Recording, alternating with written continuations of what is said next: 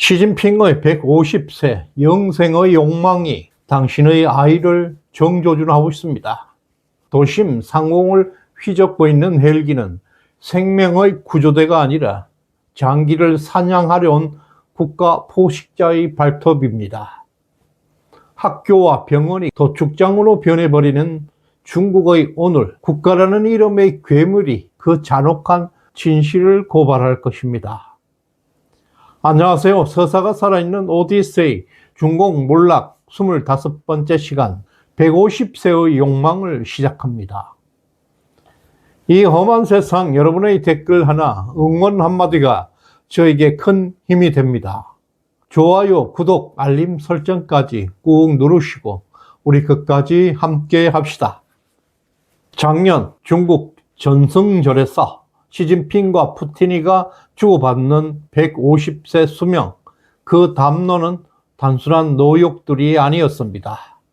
중국의 의료 시스템이 권력자의 생명을 물리적으로 연장할 준비를 마쳤다는 전율할 만한 선전포고였습니다.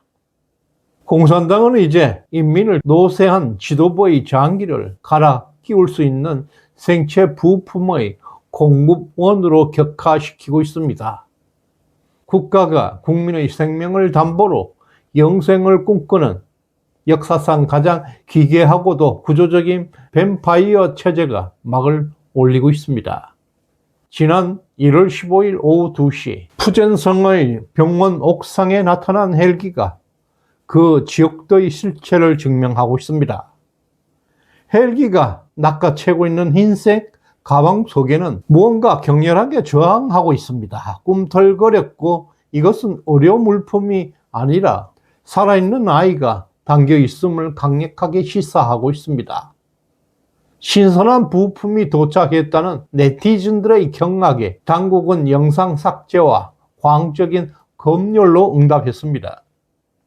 광저우와 산둥의 도심 도로는 이제 구급차가 아니라 헬기가 점령하면서 권력자에게 장기를 배송하는 전용 살인 도로로 변질되었다는 개탄이 터지고 있습니다. 7억 대가 넘는 감시 카메라는 실종된 아이를 찾지 못하는 것이 아니라 애초에 찾을 생각도 없습니다. 그 눈은 범인을 잡는 도구가 아니라 다음 희생양을 물색하는 사냥꾼의 눈이기 때문입니다. 학교와 병원이 도축장으로 변해버리는 지금 중국 사회는 자식을 잡아먹는 식인 문명의 임계점을 넘어서고 있습니다. 2026년 새해 중국 대륙은 아이들의 연쇄 실종이라는 비극으로 뒤덮이고 있습니다. 1월 8일 허난성에서 13살 된 소년이 증발한 것을 시작으로 바로 그 다음날 불과 40km 떨어진 곳에서 또 다른 아이가 사라진 것입니다. 11일에는 상지, 12일에는 하롱과 탄춘까지 13, 14세 되는 아이들이 약속이라 한 듯이 연달아 실종되는 아주 기이한 패턴을 보이고 있습니다. 특정 연령대 건강한 아이들을 노린 조직적인 수요가 폭발했다는 불길한 증거들입니다. 중국 전역의 7억 대가 넘는 감시 카메라는 전 국민을 감시하는 완벽한 디지털 감옥입니다. 하지만 이 거대한 망은 유독 사라진 아이들을 찾는데 작동하지 않습니다. 선택적 무능을 보여주고 있습니다. 오히려 당국은 부모들의 필사적인 노력을 악의적 아이 찾기라는 해괴한 죄명까지 덮어씌워서 탄압하고 있습니다. 자식을 잃은 부모의 절규마저 체제에 대한 악의로 규정하고 있는 이 범죄의 배후에 국가 권력이 도사리고 있음을 스스로 자백하고 있는 꼴입니다. 국가가 국민을 사냥하고 있다는 공포에 부모들은 아이를 집안에 숨기는 극단적인 선택을 하고 있습니다. 학교에 갔어 바보가 될지라도 장기를 적출당하지 않고 살았어 부모 곁에 있는 게 낫다는 처참한 한탄이 터져나오고 있습니다. 학교가 배움터가 아니라 아이들의 생체 정보를 수집하고 있는 선별장으로 전락하고 있는 이 현실 앞에서 학부모들은 미래 대신 당장의 생존을 선택하고 있습니다. 이것은 단순한 치안 부재를 넘어 사회를 지탱하고 있는 안전장치가 완전히 붕괴되는 문명적 파국을 맞고 있습니다. 지난 1월 18일에는 선전거리에서 의료진과 검은 옷의 남성들이 젊은 여성을 들것에 결박하고 끌고 갔습니다. 피해자는 죽고 싶지 않다며 처절하게 저항했지만 환자를 살리려는 손길이 아니라 사냥감을 묶고 있는 도살자의 악력이었습니다.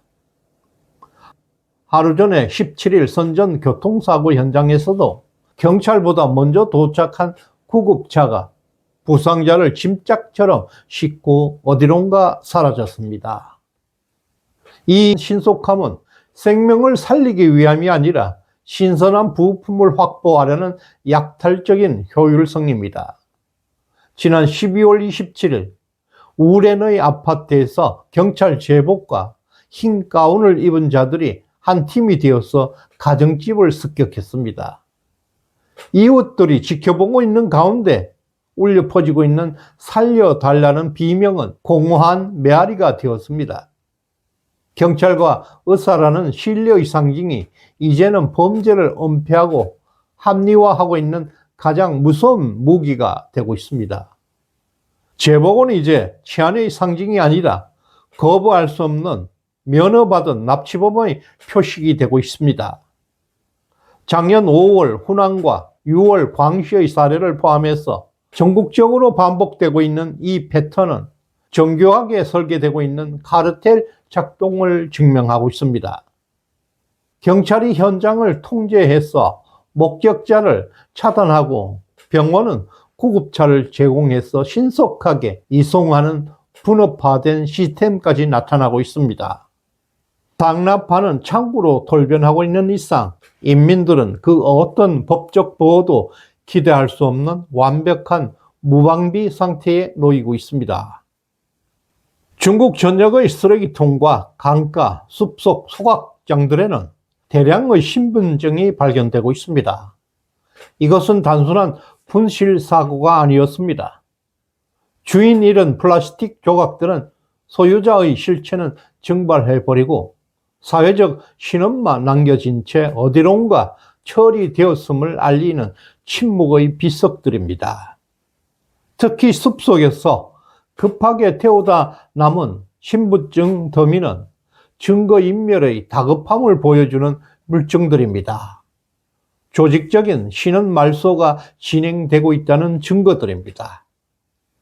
포식자의 탐욕은 이제 어린아이를 넘어 사회 허리의 중년층까지 집어삼키고 있습니다.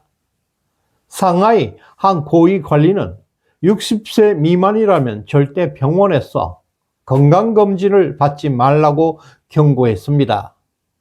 이것은 장기 적출의 수요가 폭발하면서 90세가 넘는 노인들의 장기를 갈아 끼우기 위해서 50대 장기까지 싱싱한 부품으로 간주하고 있다는 기괴한 시장 논리를 증명하고 있습니다. 이제 유아부터 중년까지 그 누구도 안전을 담보할 수 없는 무차별 사냥터로 돌변하고 있습니다. 가장 치밀한 덫은 아이들이 매일 등교하는 학교에 설치되어 있습니다. 학교는 이제 교육을 하는 기관이 아니라 학생들의 생체 정보를 수집해서 잠재적 공여자 목록을 만드는 데이터베이스 센터로 전락했습니다. 학생들은 거부권도 없이 강제 신체 검사를 받아야 합니다. 이 과정에서 확보된 혈액형과 생체 조직 정보는 아이들을 대기 중인 자원으로 분류하게 됩니다. 부모가 아이를 지키기 위해서 자퇴를 선택해야 하는 이 현실은 국가 전체가 인간 목장으로 변하고 있음을 보여주고 있습니다. 인간을 존엄한 존재가 아니라 단순한 고기 덩어리로 보고 있는 유물론적 세계관이 독재 권력과 만날 때 어떤 창극이 벌어지는지 우리는 목격하고 있습니다. 스스로 신이 되려고 했던 독재자의 오만은 인민을 150세 영생을 위한 예비 부품 창고로 격화시켰습니다. 학교와 병원은 도축을 위한 벨트가 되어가고 있습니다. 이것이 바로 공산주의가 약속했던 낙원의 실체이고 전체주의의 필연적 결말입니다. 후원해주신 CSM님 대단히 고맙습니다. 다음 시간에 뵙겠습니다. 감사합니다.